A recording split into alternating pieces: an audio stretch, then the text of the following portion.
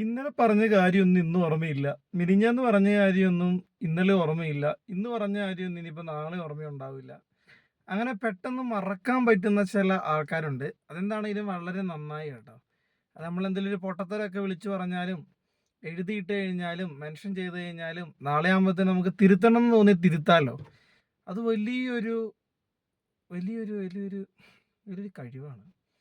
വേറെ ആരുടെയല്ല, റിയാസ് സലീമിൻ്റെ കാര്യമാണ് പറഞ്ഞു വന്നത്. ഞാനൊരു ഇന്ത്യക്കാരനായതിൽ ഞാൻ അഭിമാനിക്കുന്നില്ല എന്ന് പറഞ്ഞ ഒരുത്തനാണ് റിയാസ് സലീം.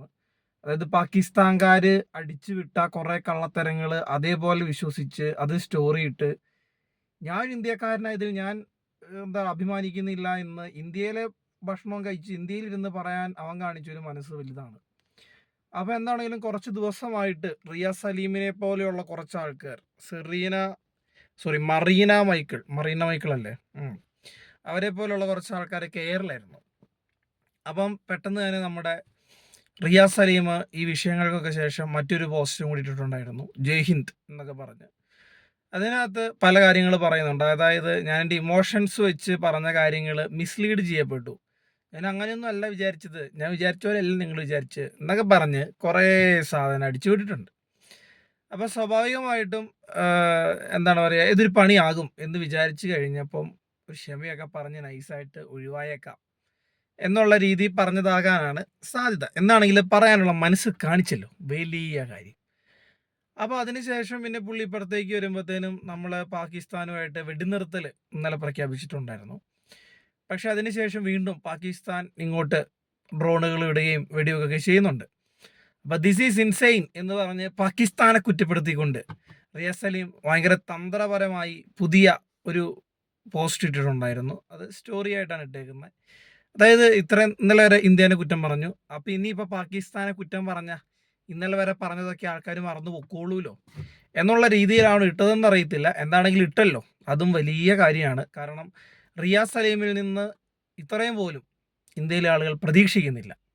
അത് കഴിഞ്ഞ ദിവസത്തോടു കൂടി തീർന്നു. അതുകൊണ്ട് ഇനിയിപ്പം പുതിയ പാകിസ്ഥാനെതിരെയുള്ള പോസ്റ്റുകളൊക്കെ ഇട്ട് ജനശ്രദ്ധ പിടിച്ചു പറ്റാനും ജനപ്രീതി പിടിച്ചു പറ്റാനും ഉദ്ദേശമെങ്കിൽ നടക്കട്ടെ, നമ്മളതിനെ എതിർപ്പൊന്നും പറയുന്നില്ല. അപ്പം അതിനുശേഷം അടുത്ത സ്റ്റോറിയിലേക്ക് വരുമ്പോഴത്തേനും കഴിഞ്ഞ ദിവസം ജമ്മുവിൽ ഒരു 2 സിബ്ലിങ്സ് എന്തോ കൊല്ലപ്പെട്ടിട്ടുണ്ടായിരുന്നു എന്ന് തോന്നുന്നു. അപ്പം അതുമായിട്ട് ബന്ധപ്പെട്ട് പാകിസ്ഥാനെതിരെ അടുത്ത ഒരു സ്റ്റോറി. അപ്പം എന്താണെങ്കിലും ഇപ്പം ഇന്ത്യ വളരെ നല്ലതായി എന്നാണ് പറയുന്നത് കേട്ടോ. നമ്മൾ നമ്മുടെ ഇന്ത്യൻ്റെ കൂടെയാണ് എല്ലാ കാലത്തും നിന്നിട്ടുള്ളൂ, ഇനി നിൽക്കുകയുള്ളൂ. കാരണം ഈ ഒരു പ്രശ്നം തുടങ്ങിയപ്പോൾ തൊട്ട്, അതായത് പഹൽഗാമിൽ തുടങ്ങിയപ്പോൾ തൊട്ട് മാത്രമല്ല, ഇന്ത്യയും പാകിസ്ഥാൻ എന്ന് തൊട്ട് രണ്ടായോ അന്ന് തൊട്ട് ഇന്ത്യക്കിട്ട് പണിയാൻ തുടങ്ങിയതാണ് പാകിസ്ഥാൻ.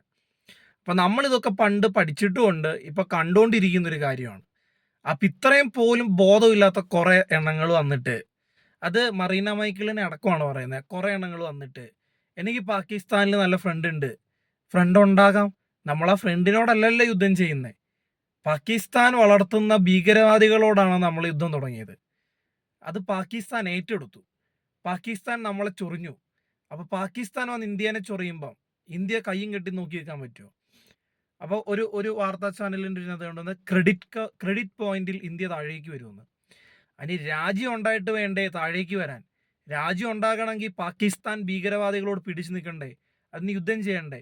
അപ്പോൾ ക്രെഡിറ്റ് പോയിന്റിൽ കുറച്ച് താഴേക്ക് വന്നാലും കുഴപ്പമില്ല, യുദ്ധം വേണം എന്ന് വെച്ച് കഴിഞ്ഞാൽ ഞാൻ യുദ്ധം വേണം എന്നുള്ള രീതിയിലല്ല പറയുന്നത്. ഇങ്ങോട്ട് ചൊറിയാൻ വരുന്നവരോട് അങ്ങോട്ട് തിരിച്ചടിക്കണം.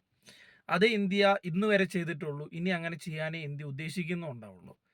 അപ്പം അല്ലാതെ പാകിസ്ഥാനിൽ എന്നെ നല്ല കൂട്ടുകാരികളുണ്ട്, അതുകൊണ്ട് ഇവിടെ 10 പേരെ കൊന്നെന്ന് പറഞ്ഞാൽ അവിടെ പോയി 10 പേരെ കൊല്ലണ്ട എന്നുള്ള രീതിയിലാണ് പറയുന്നത്. ഇപ്പോൾ ഇവർക്കൊന്നും മനസ്സിലായിട്ടില്ല, സിവിലിയൻസിന് ഇന്ത്യ തൊട്ടിട്ടില്ല. ഇന്ത്യ തൊട്ടിരിക്കുന്നത് ഭീകരവാദികളെയാണ്, അല്ലാതെ സിവിലിയൻസിനെ അല്ല.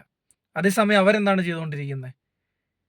അപ്പോൾ എന്താണെങ്കിലും വളരെ വളരെ വളരെ ബുദ്ധിയും വളരെ സാമൂഹ്യ പ്രതിബദ്ധതയുള്ള, കാരണം സേവ് പാലസ്തീൻ, സേവ് ഗാസ എന്നൊക്കെ പറഞ്ഞ് നമ്മൾ കുറേ പ്ലക്കാർഡുകളൊക്കെ വന്നിട്ടുണ്ടായിരുന്നല്ലോ. അപ്പോൾ അതിനെയൊക്കെ കുറച്ച് പേര് അനുകൂലിക്കുകയും കുറേ പേര് എതിർക്കുകയൊക്കെ ചെയ്തിട്ടുണ്ടായിരുന്നു. അപ്പം അതുപോലെ കുറച്ച് പേരുടെ ഒരു ഒരു ഒരു ഒരു ഒരു അനുകൂലം കിട്ടുമെന്ന് വിചാരിച്ചിട്ട് എങ്ങാണ്ടാണ് റിയാസ് സലീമും ഈ മറീന മൈക്കിളിനെ പോലെയുള്ളവരൊക്കെ ഡയലോഗ് അടിച്ചിറങ്ങിയത്. പക്ഷേ കിട്ടി, നല്ല നല്ല സപ്പോർട്ട് കിട്ടി, മനസ്സിലാവുന്നുണ്ടല്ലോ കുറച്ച് ദിവസം കൊണ്ട്.